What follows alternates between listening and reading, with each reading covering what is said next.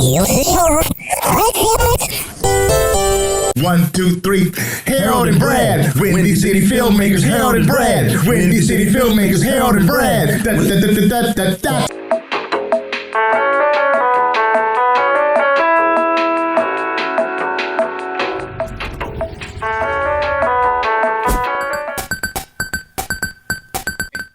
Three, two, one. What's going on, y'all? Brad Stevens here for another edition of the Harold and Brad Windy City Filmmakers podcast. HD, what's going on, brother? What's up, man? Yeah, boy, we back. We back. Yes, we have a super talented guest in the house. The super talented actress, Shariba Rivers, is with us. What's going on? Hey, how y'all? Thanks for having me. Thanks for being here. Greatly appreciate it. So the first question we always ask people is a two-parter, and it's, what's your connection to Chicago, and what kind of art do you create?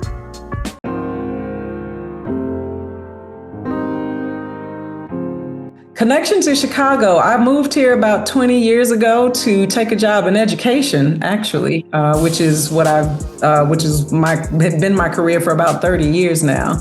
And I found acting while here in Chicago about 15 years ago. So that's my connection to Chicago. I think I used to be a flight attendant a long time ago. Chicago is probably my favorite city out of all of the cities I've been in this country and abroad. Chicago is probably my favorite city. It's gorgeous.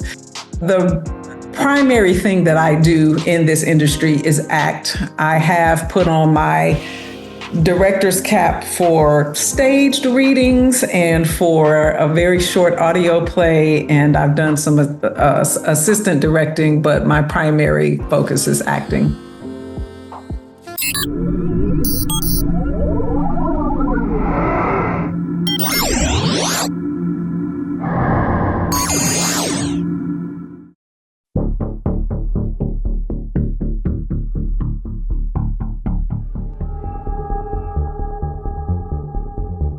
The first time I ever saw you, it was on someone's TV, and I can't remember this acting coach, Caucasian woman. She was like, I want to show you this short film. This was 2010, 11, somewhere up in there. Mm-hmm. And you had a hat on, a cap.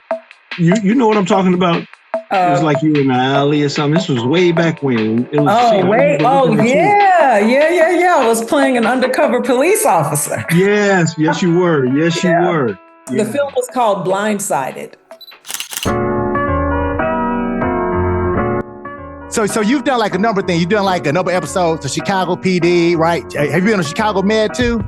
2 episodes of Med, 1 episode of PD, and 1 of Fire. Okay. So you done the Chicago universe, pretty much. Oh yes. One Chicago. Right. Yeah. And you have a recurring role on The Chi. What are some of the differences, in your opinion, between acting in film and television and acting in theater?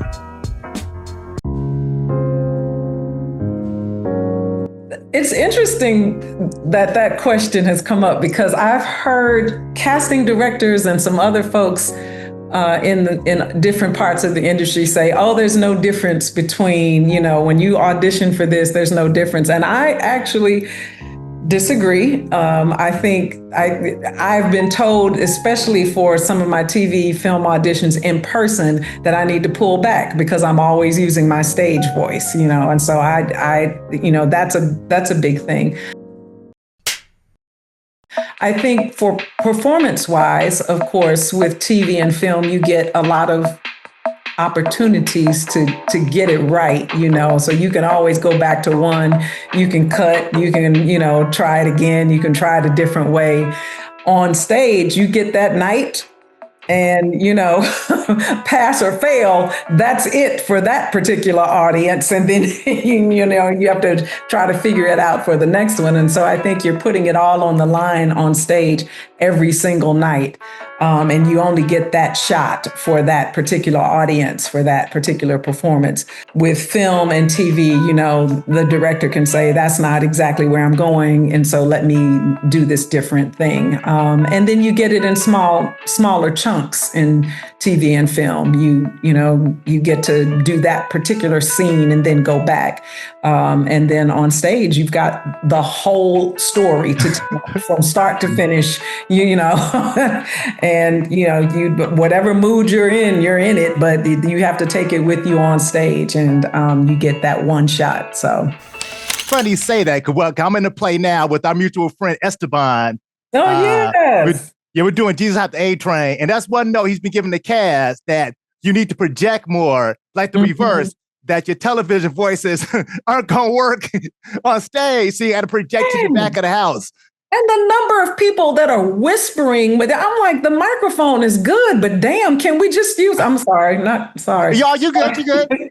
Can you use a regular voice? Like, why are you whispering into the mic? I can't hear you, I'm old. I need for you to speak at a regular volume.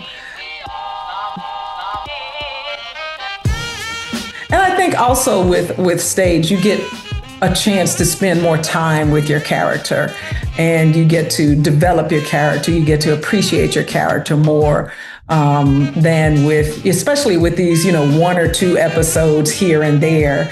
You get those scenes, and then you go away for a while, and then you come back the next season, maybe if you're lucky, and but you don't get to sit with your character as much in TV and film that you do with stage, and I like the more intimate connections you can make with your stage character than with your TV film character. So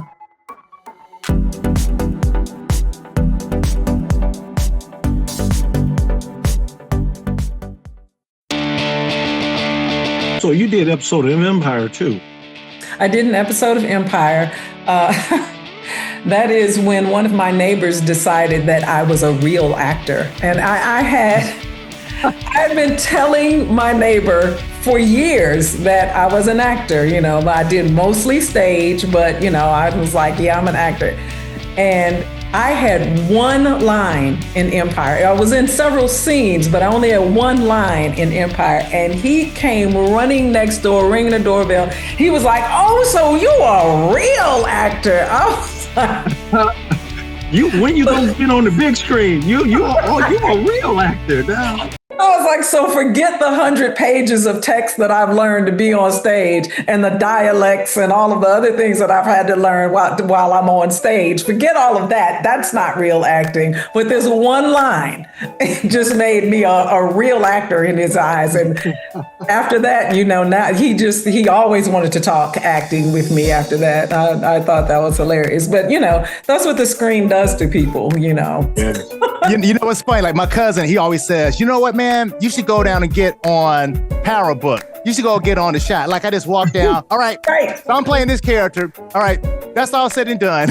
Right. Just walk up on set and be like, hi, here, I'm an actor. So, and I'm hired. Right. Great. So how did it work out on the Chi? You have 2 characters, Dolly and the other character, and you're on 6 episodes. Well, talk about that. So interestingly enough, she's the same character. The first season, she was a different name, but she was still.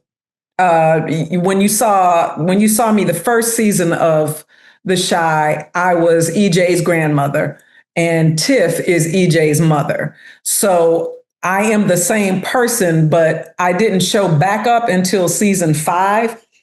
I actually had to re-audition for that role. And they, by that time, they had changed the name to Dolly instead of I think she was Bernice the first season, but I'm still EJ's grandmother, Tiffany's mama. 4 or 5 seasons later, they wanted to bring that character back, and they wanted you and hoping that you could produce the character, and they can say yeah.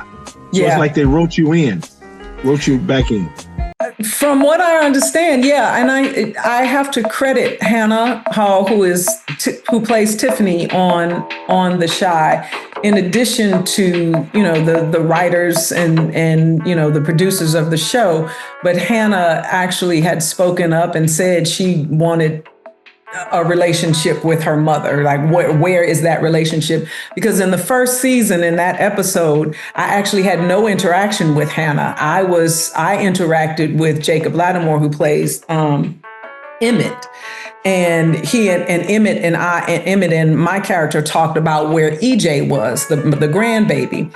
But Hannah and I had never met and had never interacted with each other. And somewhere within those seasons where I was not in there, she asked about, what about my connection to my mother? And then in season 5, I came back, and that was me and Tiff. And and our relationship in 5, 6, and 7 has been fraught. It's just like, oh God, here comes my mama, and she's about to be loud and foul-mouthed, and so. But she's a lovely person, and it's been great to get back into that particular character. It's a fun character to play.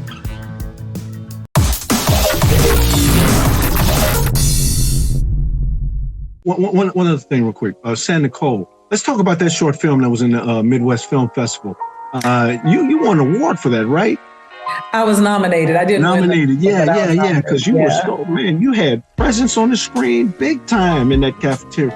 I was at the restaurant, coffee shop, whatever it was. I was like, wow. That was like the first time I ever saw you for real.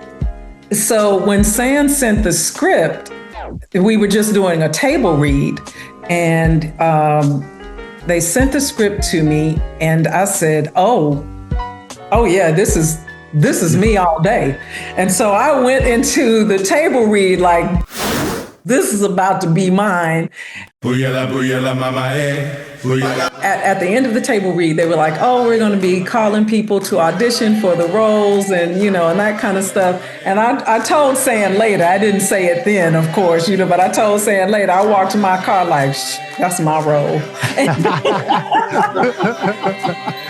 Yeah, that was a juicy role. Yeah, that was a juicy role. That was a really good one to play. It's fun when people see other stuff, because even on stage, my first several years particularly, I kept being called in for the mom and the auntie and the mom and the teacher, and I'm like, okay, I'm already those things. I would like something a little bit more challenging and something that I can sink my teeth in, that's going to give me a bit of a ride to take. And so it's nice when people like San and other folks are like, you know what? I see her this way instead of just mom. I see her as she can be a mob boss, or she can call, for a hit on somebody, or she can, sit across the table and be real cool and intimidate some. And I appreciated that role. I really did, and San did it up. I mean, I had a Rolls Royce dropping me off, I had my red bottoms. It was just, she hooked it up. It was nice. Yes.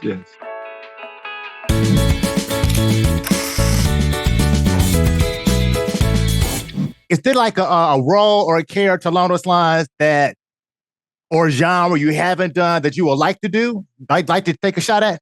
Man, I want to be a superhero. Okay, yes. Me too.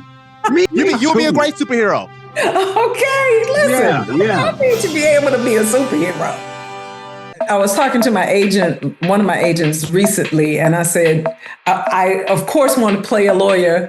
I want to play a doctor, because those are the things that my family were like, that's what you should be. And I went, no, not really, but I'd like to play one on TV, So that would be fun. But I mean, thinking outside of the traditional thing, I want to be a superhero.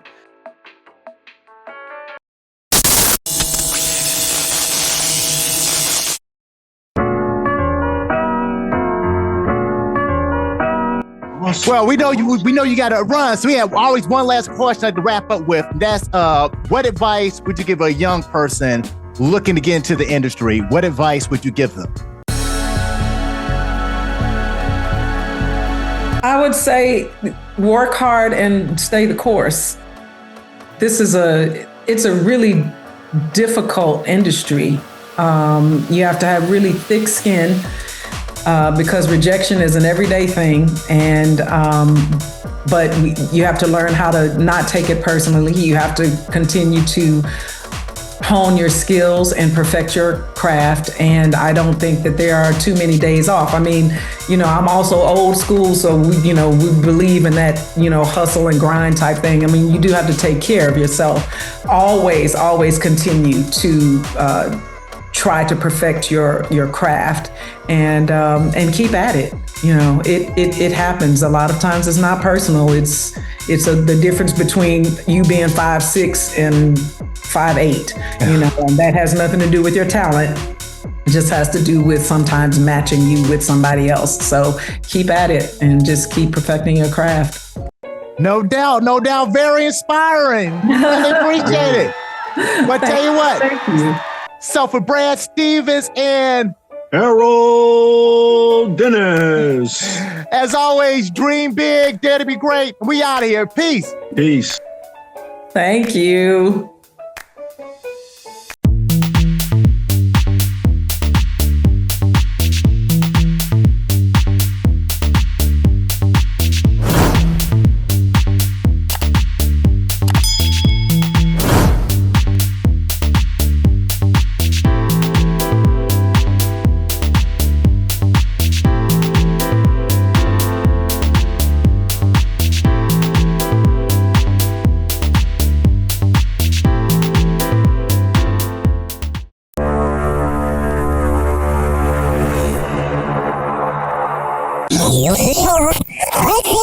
Ooh la la.